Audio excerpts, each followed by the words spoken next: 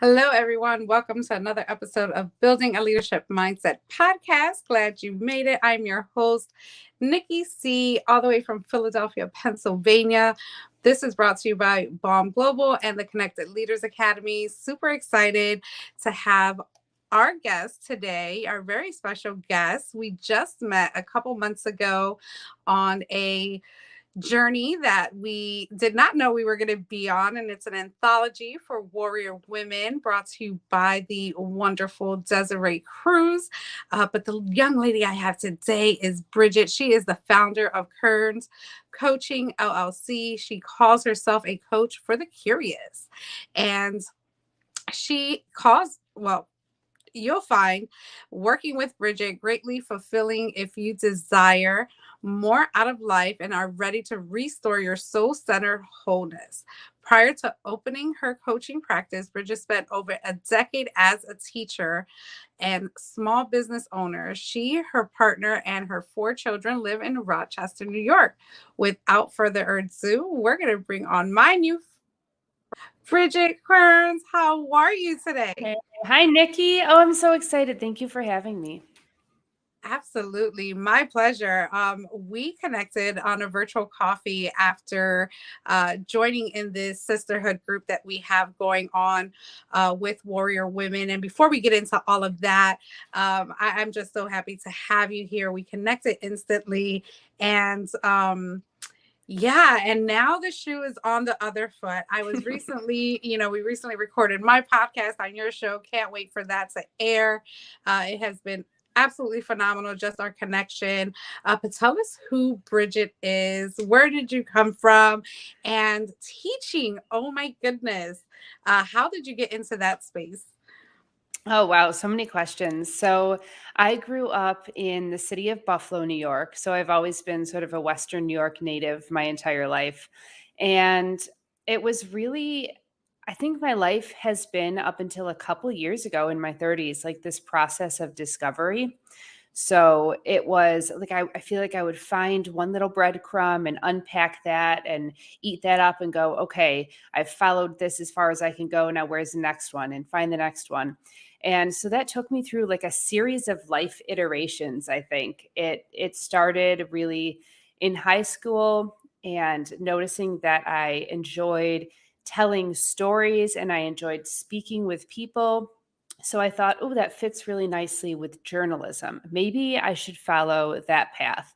So I went to college initially for broadcast journalism. So I have a degree in asking great questions, is really what I say.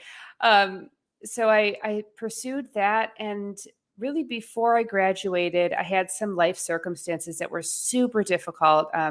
My father had come to visit me in college and passed away unexpectedly in a car accident on his way home from visiting me. And it really was one of those situations that shook my world and forced me to look inside and go, okay, is this really what I want out of life? Because life suddenly became so brief. There was a sense that, oh my goodness, at any moment, someone I love could be gone. I could be gone. And am I doing what I'm here to do? And so that question at that time led me to say, you know what? As much as I love presenting stories, the part that I really love is talking to people and asking people questions and hearing their stories and seeing them grow. So I had a degree in journalism. I'm like, okay, how do I translate this? High school English teacher, perfect translation. I had a minor in romantic literature. I'm like, I could teach this.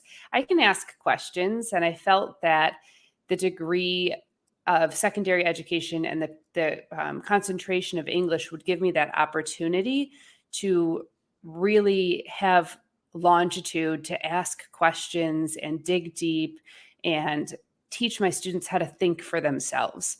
So that was the next iteration of life, was the secondary high school English teacher. And I did that, like I said, for a decade. I literally walked out of my exit interview for my master's degree, walked into my interview for my first teaching position, and got the teaching position that day. So I was unemployed for 0 days. It was Wow. quite providential. So I ended up teaching at a small public school in Pennsylvania. That was my first job, and had this happens to me quite often in life. I think it's just my personality type, or maybe it's my soul, I don't know, but I had this itch that I just wanted to stretch out farther. I just wanted to go somewhere bigger. We were living in a small southern tier town in Olean, New York, and I had grown up in Buffalo, so I knew that there was so much richness and culture up here in up, Western New York, Rochester, Buffalo, Syracuse. So we ended up picking up our family and moving to Rochester, New York, with only my husband having a job. We had nowhere to live. We literally packed into a moving van and moved into storage. We had nowhere. So I stayed with my family in Buffalo. My husband stayed with this wonderful, gracious family in Rochester who he'd never met before. And we packed up and moved and figured it out. Things worked out because, when you're following the call on your life, when you're following God's plan for your life, things work out the way they're supposed to. So, my goodness. So then I taught up here for a while and ended up having something really similar happen again, where I had had 3 children at this point. I was pregnant with my fourth. We decided we didn't want to have more after our third because I'd had such a severe bout of preeclampsia twice out of the 3 pregnancies, and it can get really, really serious. And so I was dealing with that again with the fourth pregnancy, which I had hoped I wouldn't, but it happened, and got very, very sick, was hospitalized, had my baby early. He's doing well. He's a wonderful little 4-year-old now, but I did not do so well. And they ended up releasing me probably when they shouldn't have, and I ended up going home and experiencing some really scary symptoms that sent me back to the ER, and was told when I was in the ER that I was in heart failure. And there was that other big bombshell in life that was like, okay, again, Bridget, by the way, life is really short. What are you doing? And again, forced me to reevaluate everything I was doing. I shut down a really successful business that I was running because it didn't feel fully aligned with me. I left teaching because I was like, you know what? If I only have a little time left, I'm spending it with my kids. Family is so important. And COVID hit. And so, wow, okay, I had already decided I was going to stay home. Might as well do some more inner work because we were all forced into this period of like solitude that actually I found really delicious and wonderful because that's kind of who I am. So, through that work, through hiring coaches, through talking to mentors, through taking a whole bunch of courses on personal development. I have a huge bookshelf of personal development books right next to me. I came to realize, oh my goodness, my purpose has been staring me in the face my entire life. And it was so simple and so obvious that I didn't see it staring at me. And that's how I ended up founding Querns Coaching LLC and taking people through the exact steps that I followed to figure out what I was supposed to be doing. So that's my really long story, but that is how I got here to where I am today. Wow, so much to unpack there. I just love that you really just described that when you have a vision in mind for yourself, that it's okay to identify or realize that that's not what is your actual calling or your actual purpose. And it's okay to shift gears at any time when you feel that the gears have to be shifted, because so many people stay in that place, even after realizing, you know what, is this really what I want to do? But because I said I'm going to do it, I'm just going to stick through it, right? And kind of live in that misery, kind of that, I'm just scared. This is what I know. Let me not try anything new. What would you tell someone who is in that mindset space of not being able to branch out because maybe their pride or what they have decided was their future is really not working out? How would you help someone in Mm. that situation? Oh my goodness, there's so many different directions we could go, but first I would just say to identify how you're feeling, you really need to check in like with your body, like check in with yourself on a bodily level. Misalignment, it can, you said misery, but it can be even more subtle than that. It can just be misalignment. And we know, like if you were to look at tires that are misaligned on a car, even if one tire on that car is slightly misaligned, it will wear way more inconsistently and it will last way less time than the rest of the tires. And it will cause major problems. Like all of a sudden, this tiny little misalignment will cause the entire car to shake when you're driving it. So over time, misalignment becomes more and more obvious. If you catch it when it's in the early stages, God bless you, because it will be so much easier. If you don't, like me, and you need some major life hints, it may not be so subtle. But first, check in and notice the areas of misalignment. And for me, it's so simple as going, pick up an opportunity. I'm going to pick up a cup of coffee, pick up an opportunity, think of that opportunity, hold it, and go, how does this feel for me right now? Where am I feeling this in my body? Oh, I get this warm, opening, expanding feeling in my chest. Great. Awesome. That's wonderful. Or, ooh, when I think of that and I think of sitting with that, I get this sinking feeling in my gut. That's not so great. Really check in with those first. And that will give you sort of a sense of, okay, how is this feeling? And then when you identify that, now you've got the hard work to do, because checking in with yourself and stilling yourself is kind of the easy stuff. The hard part is going, okay, now I have this evidence that something is misaligned. What do I do about that? And I would say your best course of action is probably going to be the easy one, which is small, tiny little baby steps, little realignments here and there until you're prepared and equipped to take that big step. So, don't run out and just quit your job. I did that. You can totally do that, but I don't recommend it. I do recommend, okay, I'm still in this job. It doesn't feel great. And I'm just using job as an example. It could be so many different circumstances, but I'm still in this job. It doesn't feel great. What do I love? What brings me joy? What would I do if no one paid me to do it? Like, what would I show up for every day and feel so excited about and just want to do, whether anyone recognized me or anyone paid me for it? Let's try that out. Like, you know, let's just volunteer for maybe 1 hour a week doing that thing or whatever it may be. Slowly dip in, slowly add that in, because we're all so busy. We don't need to add a ton more things in our life. Sometimes it looks like cutting things off. Sometimes the easier thing is, let me add that in, but I'm also going to step away from this additional responsibility that I have over here to make space for this thing. Because anytime we say yes to something, we're saying no to something else. And anytime we say no to something, we're saying yes to something else. So let your yeses be those big, full body, yes, that's wonderful. And let your no's be that really clear, ooh, sinking feeling in the pit of my stomach. This is not something I need in my life. Let's clear space for something that brings me joy. So I hope that gave you some ideas for where to go with that. Absolutely. And you know what? I've never thought of that. When we say yes, we're saying no to something. And when we're saying no, we're saying yes to something.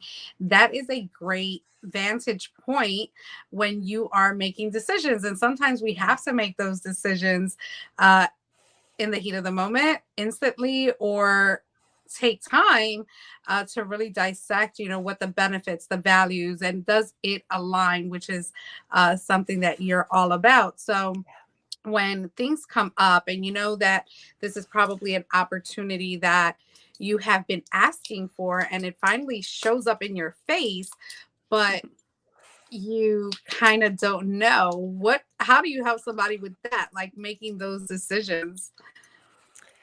Oh man, I'm trying to think of an example from my life because that's like the easiest one that I can give. So I just had an opportunity show up. Actually, let's use Des and the book because that's a perfect example of an opportunity where it shows up and you're like, wow, this is amazing. And I want to say like a full body yes to this, but also I'm not an author. Like, I'm really scared. And all of those like limiting beliefs and the questions start popping up. So, the questions about what is this going to cost me? Am I going to have time? Can I actually do this? What was your initial first response before any of those questions started to creep in? Was it that full body, oh my goodness, yes, this is amazing? Or was there an initial like pulling back or questioning? That is what you really should be going with, because that's like, I feel like that's your soul response to something, because your soul doesn't question. Your soul knows that this universe is completely abundant, that God never stops creating, that we are constantly expanding, growing, fully abundant, and that life is just giving all of this richness and love to you. So if your soul knows that truth, then if it says yes right away, yes, there are other questions that, of course, you have to figure out. But if it's a yes right away, that's a yes for you. And if it's a no right away, then there's probably something else that your soul wants you to say yes to, that it's saving the space for. Because Mhm. also, this illusion of time that we're living in is here to provide like this sort of rigid, clear experience, but it's not real. So we don't know what God, our higher self, the universe already knows. So if it was a no, then you probably have something amazing coming your way that you just aren't aware of yet. And then once you have identified, okay, this is a big yes, whatever works for you, journal through those questions, write all those questions down, give them space, send them some love. Do I have the money for this? Do I really? Like, do I really need that other cup of coffee today? Do I really need that pair of shoes? Do I actually need to go to dinner? I could find money in so many places. I can do this. This is a yes. Write down all those questions. I'm not an author. Wait a second. I had to question myself. I'm like, wait a second. I have a bachelor's degree in journalism, writing. I have a master's degree in secondary education in English, writing. I can write. What am I talking about? And once I just dismantled that, everything flowed so easily. It's ridiculous. It's like you just put out this beacon to the universe going, I want to do this. I am a writer. I know how to write. I know how to tell my story. I have a valuable story that is going to benefit so many people. I have money that is abundant and it will come exactly when I need it. In fact, everything that I need is already provided for me. I don't care whether I can see it or not. It's already there. It's coming. Period. End of discussion. Crumple up those questions and get rid of them, because it's already there for you. And that was the process that I had to go through in saying yes to this book. And I'm so thankful because, hi, we're here right now because we said yes. Thank Absolutely. goodness. I love that. And I was on the other side of that. So I am a published author. I launched my first book in January, and I knew of Des at that time. Never met her face to face. I met Jessie first back in May. Love their story. We've been on virtual events together. And when we finally went to, I believe it was Maryland, at Jose's Escobar's triple stack event. And we danced the night away. We got to know each other on a deeper level. Now, we didn't talk about the book or what she was working on. And then I get the phone call a few weeks later, and I am like, yes, absolutely. It's about women empowering, leaving a legacy. All my love languages, I just knew instantly. Didn't know how it was going to happen financially. I didn't even ask questions about that until like after the fact. But like you said, like if the opportunity arises and you get that gut feeling like this is for you, you just say yes and figure out the rest along the way. And again, because we said yes, we have formed a connection along with the other 13 women, right? Because we make up the 15. And I have just loved the journey. I've been able to have them on the podcast. I know you've been on vacation, Yep. so we have to get you on again with a couple of other the ladies so that we can, just talk about this book. But we are going to take a quick break, listen to our sponsor, and we will be back with Bridget and what she has going on and how you can get connected with her today. So give me one moment.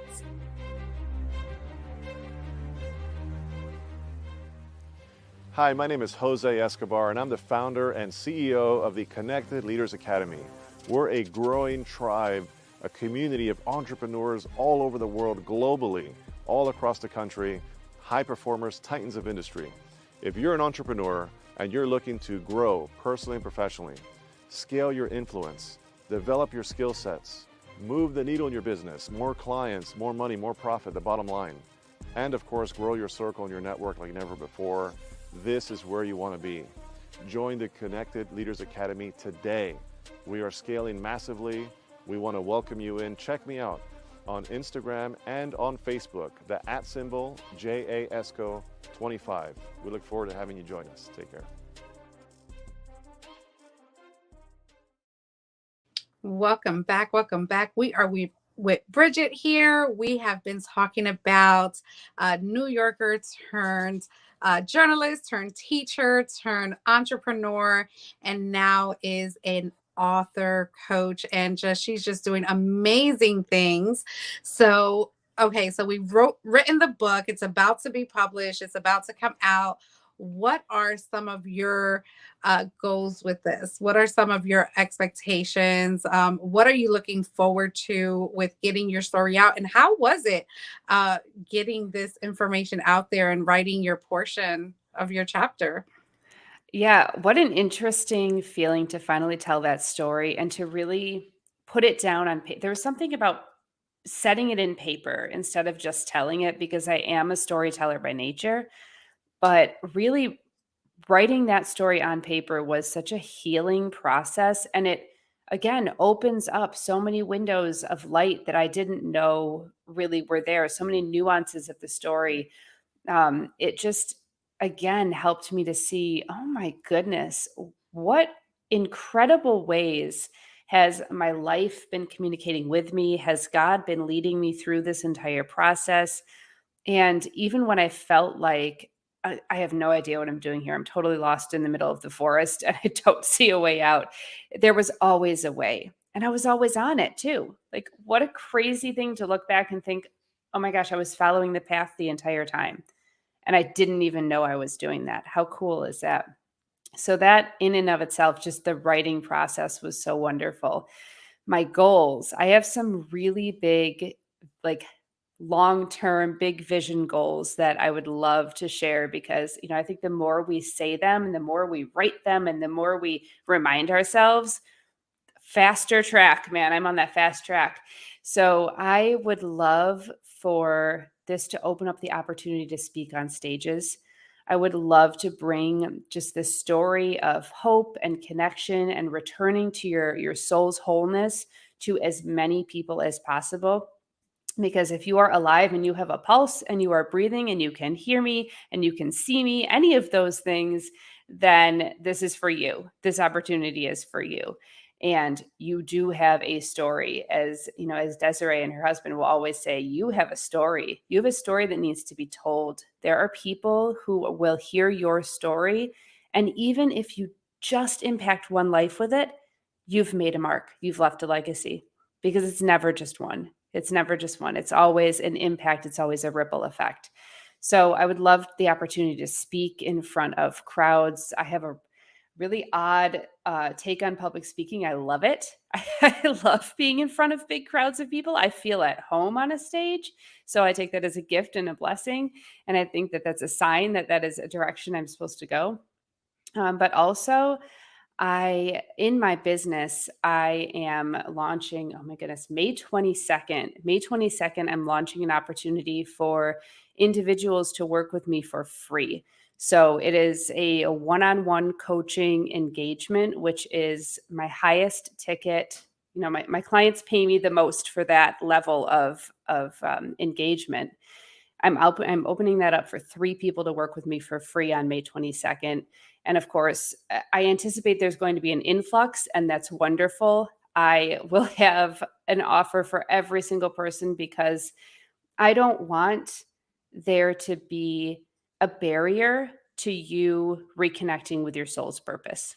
I want there to be the greatest opportunity, and whether it is, getting that opportunity for free, whether it's getting that opportunity for 50% off, whatever we can work out to make this affordable and approachable for you. If you're ready to do the work, if you're going, I know there has to be more. I'm not really sure where I am on that path, like you were talking about, Bridget, but I know there's got to be more.